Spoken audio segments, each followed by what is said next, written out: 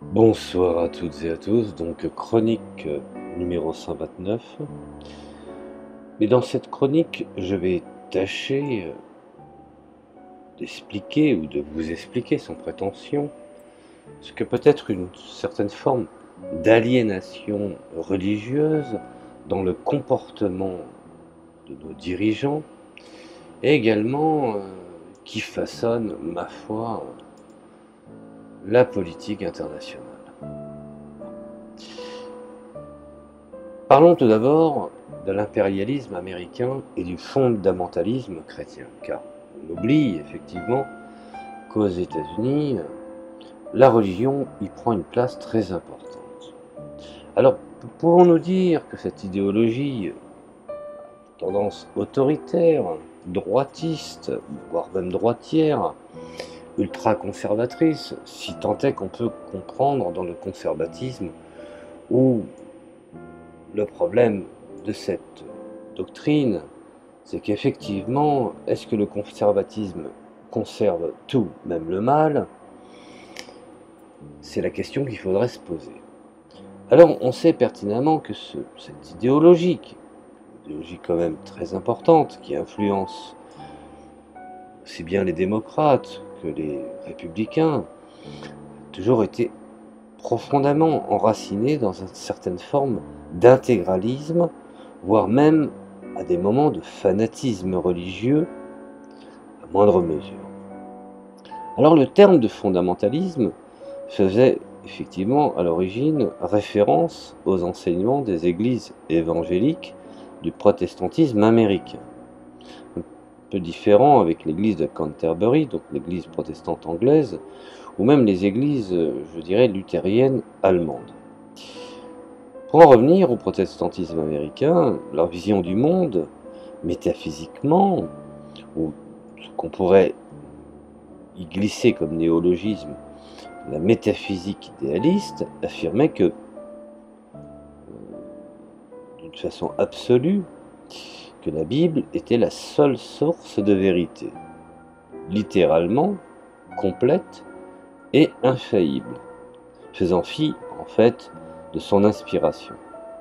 Alors non seulement en termes de déclaration théologique et morale, mais également en termes historiques, scientifiques, politiques et économiques.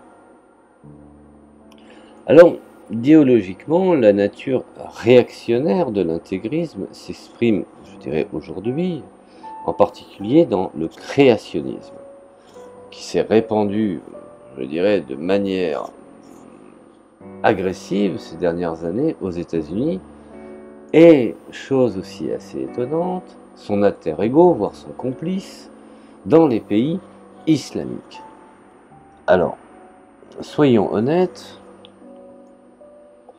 pourquoi je considère que la religion des tenants du titre, que sont les Saoudiens, donc les pays du Golfe, sont dans une certaine forme de protestantisme islamique, et les autres dans une certaine forme de protestantisme chrétien. Par hasard, ce petit monde traficote, font du commerce, se connaissent, s'entraident, nomment plus le nombre de fois où la famille Bush, dans ses investissements hasardeux, a été sauvée par la famille Ben Laden. Jusqu'à bien entendu la fabrication des chars Abrams près de Carlisle Industries. On sait pertinemment que cette famille-là, c'est une famille qui avait investi. Bon, ça c'est pour la petite histoire. Bon. Alors revenons effectivement à ce lien dans l'idéologie de cette nature réactionnaire que nous trouvons aujourd'hui dans des pays anglo-saxons et plus particulièrement dans des pays islamiques.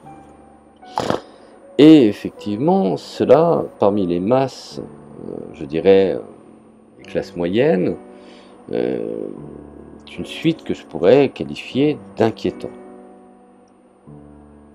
Souvenez-vous, en août 2005, le président des États-Unis, George W. Bush, avait déclaré aux journalistes que l'enseignement de la conception intelligente devait être enseigné comme étant l'équivalent de la théorie de l'évolution de Darwin dans les écoles.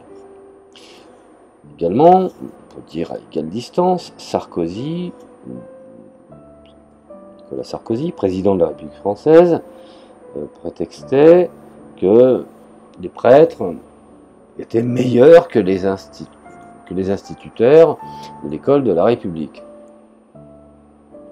Alors depuis 1999, dans certains États américains, il est absolument interdit, voire même il est en fait interdit de présenter le darwinisme dans les universités et les écoles comme la seule théorie scientifique. Et depuis, je dirais même 2008, l'État du Kansas, par exemple, oblige ses enseignants à enseigner d'importants doutes scientifiques sur la théorie de Darwin et sur le développement des espèces. Dans sa lutte contre le terrorisme, entre guillemets, bien entendu, l'administration Bush a saisi la méthode de diabolisation religieuse, ayant une lecture, rappelez-vous, Acts of Evil, donc une lecture biblique de l'islam, et lancé une campagne mondiale contre l'islamique fondamentaliste du réseau d'Al-Qaïda, par exemple, qu'ils ont dûment, à l'ère Reagan, financé pour combattre les soviétiques. Ce n'est pas un secret de polichinelle, puisque ça a bien entendu été reconnu par Hillary Clinton. Alors, le président G.W. Bush a également divisé le monde en pays bons et méchants, de lecture manichéiste.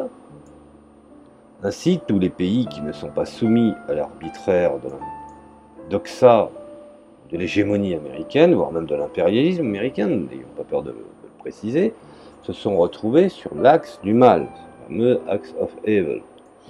Et Bush s'attend en particulier à la République populaire démocratique de Corée, à Cuba, à l'Iran et à l'Irak. Alors tous les moyens, bien entendu, étaient bons contre ces États, y compris l'agression guerrière contraire au droit international, telle que la pratiquaient les États-Unis dans le cas par exemple de la Yougoslavie, destruction d'une nation aux portes de l'Europe. Alors, soyons honnêtes, que ce soit de l'Irak et de l'Afghanistan, d'autres parties, parce que les États-Unis ont seulement exécuté la volonté de Dieu. Vous voyez, c'est en cela que je me dis que la religion ne devrait pas avoir de cité dans la gestion de l'État.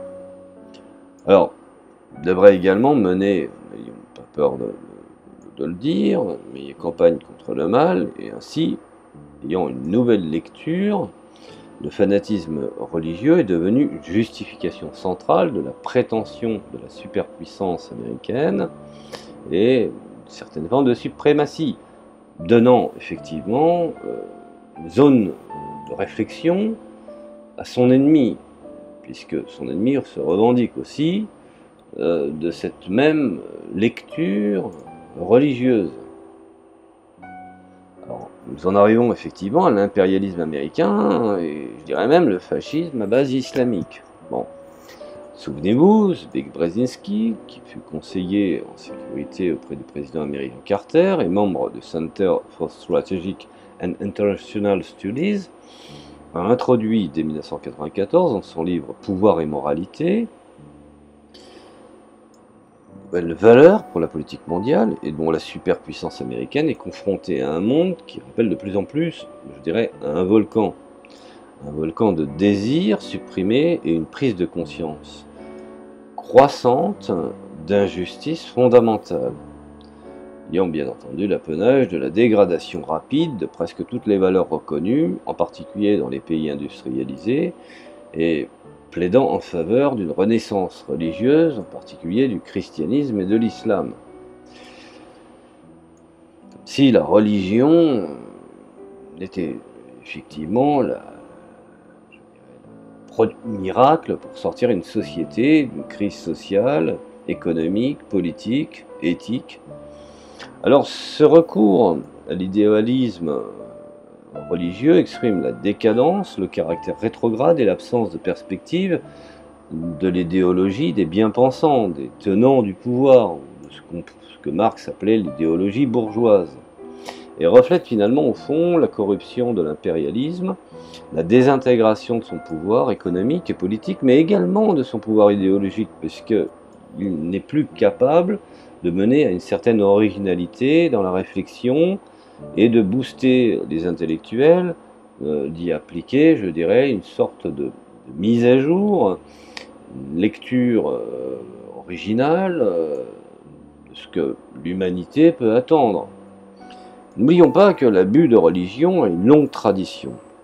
Avant tout, l'utilisation de la religion comme arme de l'impérialisme pour contenir et diviser la lutte de libération nationale et sociale des masses doit être résolument opposée. L'islamisme a été l'ennemi et, je dirais, l'allié utile des États-Unis, aussi bien pendant les nouvelles indépendances, et à chaque fois que des peuples ont décidé effectivement de se libérer d'un joug, alors à ce moment-là, on y a mis le religieux comme élément s'opposant à toute forme d'évolution et de modernité.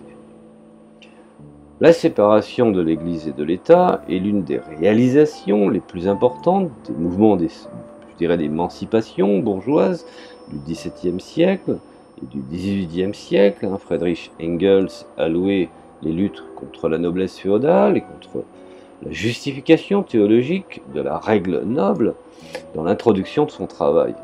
Bref, la révolution de la science, M. Eugène Düring, et il écrit à ce propos, je cite, « La séparation, je dirais la religion, la nature, la société, l'ordre public, tout était soumis à la critique la plus impitoyable. Tout doit justifier son existence devant le tribunal du jugement ou renoncer à son existence. Toutes les formes précédentes de société et de gouvernement, toutes les idées traditionnelles ont été jetées dans la salle à manger comme étant déraisonnables.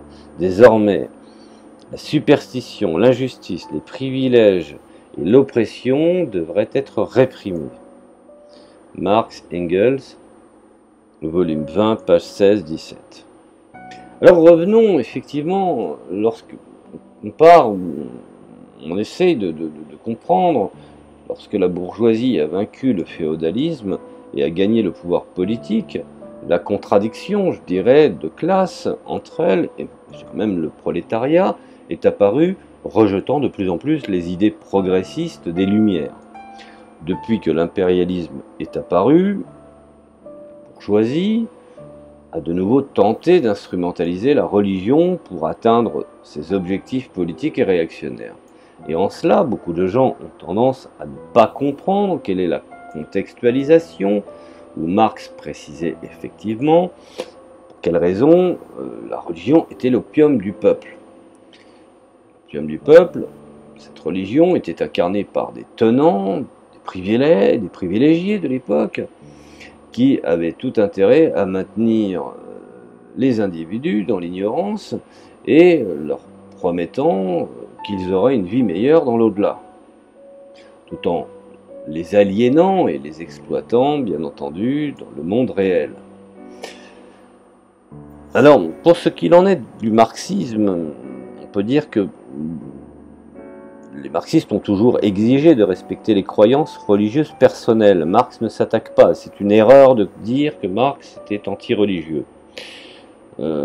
Effectivement, il s'est inspiré de certains travaux de Feuerbach, mais il avait des désaccords avec lui. Je vous invite à lire ses œuvres pour comprendre, et non pas rabâcher des idées toutes faites et préconçues, lancées au vol, et qui n'ont pas de consistance. Alors, bien entendu, malgré les différences, je dirais, idéologiques fondamentales, les personnes religieuses ont également trouvé un accès au mouvement ouvrier, au mouvement de libération nationale et aux mouvements sociaux, même révolutionnaires. Je prends par exemple, et on rentre dans le vif du sujet, en Afghanistan. Les services secrets américains de la CIA, que les choses soient claires là-dessus, apportent depuis 1979 un soutien logistique et organisationnel contre l'invasion de l'Union soviétique un social impérialiste, à des forces réactionnaires, souvent, je dirais, ancrées dans les structures de clans traditionnels. En outre, il faut avouer que des Ben Jennings, organisés par Ben Laden, ont été envoyés en Afghanistan pour y résister, tant militaires que terroristes. Et ceux-là, des combattants individuels, ont été formés dans des camps d'entraînement aux États-Unis, la plupart bien entendu par l'ISI, donc le service secret pakistanais, et en Afghanistan. Rappelez-vous, Zbigniew Brzezinski s'est déplacé en personne et a admis que dans une interview accordée au magazine français Le Nouvel Obs, Nouvel Observateur, en janvier 1998, que le soutien américain était de l'islam, les forces fondamentalistes, plus, je dirais, non négociables. Et il fallait les aider, les armer, ne pas compter sur le budget. Et tout cela, bien entendu, a débuté, grosso modo, au mois de juillet 1979. Presque 6 mois, je dirais, avant l'invasion sociale impérialiste de l'Afghanistan. Alors, je dis social impérialiste parce que, bon, c'est vrai que l'Union soviétique était un empire. Je vais essayer d'être objectif, bien que j'ai quand même plus de penchant à l'égard de l'Union soviétique que des États-Unis. Mais bon, voilà, j'essaye d'être objectif. Rappelez-vous, le président Carter a signé la première directive sur le soutien secret, et ce jour-là, bien sûr, Brzezinski je dirais, s'est exprimé, il a déclaré que, je cite, cette opération secrète était une excellente idée, que les Russes sont tombés dans le piège afghan. Le jour où les Russes officiellement ont franchi la frontière, je l'ai écrit au président Carter, nous avons maintenant la capacité de fournir, d'une manière générale, à l'URSS son Vietnam. En effet, Moscou a vu au cours des 10 prochaines années qui allaient venir, qui était forcé de mener une guerre que le gouvernement ne pouvait pas se permettre. À son tour, avait pour conséquence la démoralisation et finalement l'effondrement de la zone de domination soviétique. Alors, je voudrais citer le livre de Zbigniew Brzezinski, et non pas le Grand Échiquier, qui est accessible, mais qui est un livre très intéressant, mais je tiens à citer le livre Le Crépuscule des Dieux, sur le nouvel ordre mondial, qui est assez intéressant, dont effectivement Zbigniew Brzezinski s'exprime en ce sens, où il parle de cette fameuse opération secrète, où, selon lui, la promotion initiale des forces fondamentalistes réactionnaires visait à construire un barrage contre la lutte de libération des peuples et contre un nouvel élan de la lutte pour un socialisme authentique. Les talibans, par exemple, réactionnaires, les Pashtuns, majoritaires en Pakistan, présents également en Afghanistan, étaient également des enfants de la CIA, tels que le notoire général Noriega au Panama, le dictateur Saddam Hussein en Irak, Abu Sayyaf aux Philippines et le meurtrier de masse Pinochet au Chili.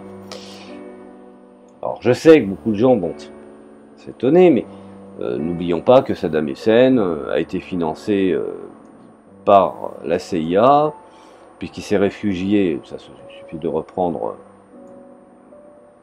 les textes et les documents prévus à cet effet, concernant le fait qu'il s'est réfugié à l'ambassade, alors son premier coup d'État manqué, à l'ambassade du Caire, l'ambassade américaine. Donc, tout cela, bien entendu, concourt à des projets, n'ayons pas peur de le dire, et Noriega, ça a été exactement le même problème, on l'a placé, puis ensuite on a voulu s'en débarrasser. Bon. Alors, nous en arrivons finalement au fond à la fin des années 70, parce que pour pouvoir comprendre aujourd'hui le monde dans lequel nous vivons, et surtout avec combien cette lecture religieuse pesante, hein, je le vois, même si l'islamisme a perdu les élections dans pas mal de pays, il a gagné les consciences, et il faut revenir effectivement à une certaine explication historique. Alors on peut dire qu'à la fin des années 70, les luttes sociales au Moyen-Orient ont pris racine, déstabilisant effectivement différents États. En Iran, ce développement a culminé en 1979 avec la révolution contre le régime du Shah d'Iran, et le peuple iranien a renversé, je dirais, l'un des plus grands gouverneurs de l'époque dans cette région. Ce qui n'est pas pour autant où, effectivement, la République islamique d'Iran n'est pas tombée elle-même dans une certaine forme d'aliénation religieuse en ayant combattu une aliénation, je dirais, politique. Alors, même si certains, à l'époque, comme Louis Powell, se gargarisaient en prétendant que la révolution islamique était une révolution culturelle, on a vu les dégâts par la suite. On passe les prisons d'Evin, Khalkhali, le fameux inquisiteur qui tuait à tour de bras, avec une justice expéditrice, et puis, bon, retour à un certain tiers-mondisme, avec une corruption endémique, que connaît aujourd'hui, dont les conséquences sont terribles en Iran, qui ont eu bien entendu pour, je dirais, pour résultat, l'arriérisme du pays. Bon. Alors je ne vais pas vous faire état finalement de toute cette révolution de l'ayatollah Khomeini qui vivait en exil à Paris et qui s'était alors abstenu de toute activité politique, qui avait appliqué ce qu'on appelle la toqiya, c'est-à-dire la dissimulation, et dont effectivement a su vendre une image d'un vieux sage qui ensuite, une fois la révolution passée, allait finir, je dirais, sur un tapis à la ville sainte de Rome. Mais ce ne fut pas le cas.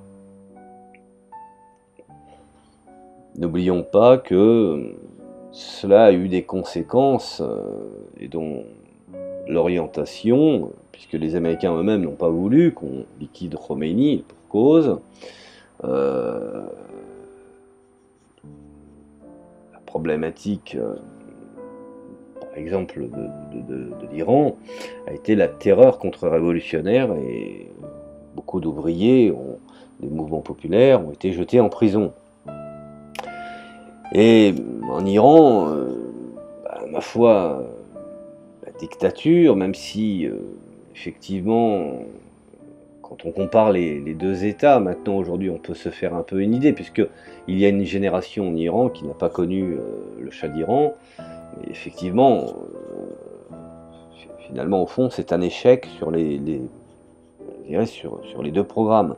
Le programme de la révolution blanche du Shah d'Iran et le programme de la République islamique iranienne.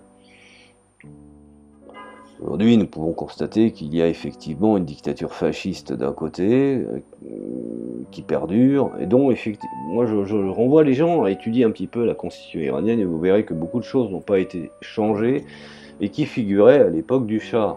Bon, ça c'est pour encore la petite histoire. Alors ce qu'il faut savoir, c'est que cette fameuse dictature, au cours de la seule première décennie de son règne, le régime iranien a exécuté 20 000 prisonniers politiques. Alors je vous passe des membres du Toudeh, du Front National iranien, et y compris, je dirais, une bonne partie de la majorité des dirigeants et même des militants qui ont coopéré à cette révolution. Alors, aujourd'hui, on le voit, les organisations de travailleurs ont été interdites jusqu'aujourd'hui. Les luttes ouvrières et les manifestations populaires sont brutalement réprimées. Je ne parle même pas des revendications estudiantines. Le régime abuse des traditions religieuses, de l'islam, et promet une renaissance des coutumes médiévales, d'un islam qui serait finalement l'islam pur. En trahissant, effectivement, en abîmant, en salissant la religion dans un cadre de l'état de terreur. Nous sommes, en cas d'espèce, dans une certaine forme d'oppression spéciale des femmes, bien entendu, car malheureusement, en dernier lieu, c'est toujours la femme qui trinque, et dont la situation est aggravée. Je vous parle même pas des mariages forcés, de la lapidation, des crimes d'honneur qui sont en augmentation constante. Et cette évolution au début du XXe siècle illustre la tendance de l'impérialisme à entrer dans une certaine phase de ce que Rosa Luxembourg appelait l'ère de la barbarie. Et il est vrai que d'une manière générale, l'impérialisme américain, qu'on ne veuille pas, s'est rendu complice. se retourne aujourd'hui contre ses élèves en Iran.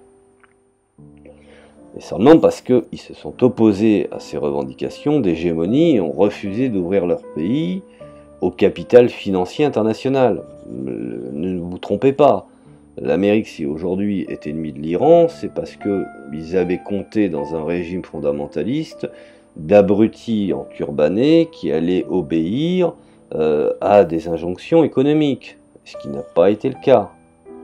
C'est pas la première fois que, je dirais, vous savez, un peu comme le docteur Einstein et Frankenstein, dont il n'a plus contrôle sur, je dirais, le monstre. Alors, des régimes tels que la soi-disant théocratie de l'Iran, l'Arabie Saoudite aussi avec sa charia et avec ses hommes de main, sa mutawala, ou que ce soit les talibans ou d'autres encore, ou les frères musulmans, ou tapis sous l'ombre, plus intelligents, qui ont prétention finalement de coopter la société par le bas. Nous sommes effectivement aujourd'hui dans une espèce de mélange du genre très malsain, même pour le croyant lambda, qui a tendance à mélanger un petit peu ce qui est religieux et ce qui est politique. Et finalement, au fond, aux grandes dames de la réussite de ceux qui sont les tenants du pouvoir. Alors, celles-ci sont toutefois trompeuses, je veux dire, car elles manquent de causes véritables et de moteurs politiques, de la forme, je dirais, du terrorisme fondamentaliste fondé sur la religion. Et ce n'est pas la religiosité, d'une manière générale, des larges couches de la masse. Je ne suis pas stupide, je comprends bien que, effectivement, les terroristes ou les assassins ne sont pas majoritaires, mais ils ont des moyens financiers, ils ont des possibilités, et ils mènent des engagements politiques sur des religieux, ils pratiquent des OPA. Et finalement, on arrive à une certaine forme de fascisme qui est au fond aujourd'hui le plus grand ennemi des masses en Iran, pour ne parler que d'Iran. L'Arabie Saoudite est masquée par finalement au fond une pratique politique, multitude d'étrangers ayant très peu de droits et dont la classe saoudienne profite effectivement des largesses du pouvoir. Même si aujourd'hui on peut considérer que le pic pétrolier est de plus en plus important.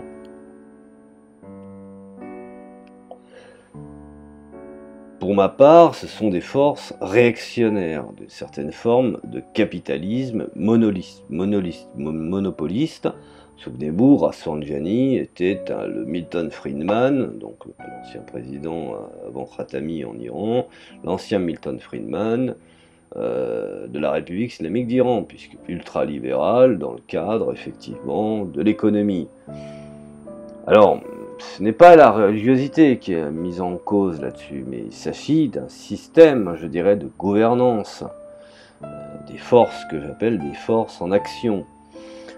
On peut même considérer que cela ont leur propre base de classe, ils ont des alliances, hein, rappelez-vous, Nawab Safawi, en Iran, a eu des alliances avec les frères musulmans. Khomeini est un frère musulman, qu'on le veuille, qu'on ne le veuille pas. Les Saoudiens ont des très bonnes relations avec les frères musulmans, même si à l'intérieur on peut constater des fois des conflits et des petites querelles, mais d'une manière générale, ils savent s'unir pour l'intérêt commun. Et bon, n'ayons pas peur de le dire, et souvent c'est au détriment des classes populaires qui subissent les sanctions des erreurs et des politiques de ceux qui sont au sommet. Et donc, bien entendu, je prends par exemple le cas de l'Iran, on ne touche pas aux bazarim, c'est-à-dire aux gens qui tiennent les commerces, qui sont des propriétaires terriens, liés à des chefs religieux, dont effectivement certaines pratiques font dire à la religion que l'obligation est faite pour le plus pauvre de payer tel ou tel agencement. Nous avons exactement la même chose chez les protestants américains, avec la fameuse dîme de 10% du salaire. Donc vous voyez, finalement, au fond, ces règles visent directement à contrer les aspirations des peuples, qui optent pour une libération nationale, sociale, et surtout à ériger, je dirais, un barrage réel contre une éventuelle révolution socialiste au sens noble du terme, et d'un progrès de l'humanité dans une société libérée. Et c'est une chose qu'il faut bien comprendre. Voilà. Je ne vous veux pas aller plus loin parce que je pense que les vidéos les plus courtes sont les meilleures. Pour ne pas dire les blagues les plus courtes sont les meilleures, enfin non, je plaisante. Mais il est important de le signaler. Alors, cette chronique fera état.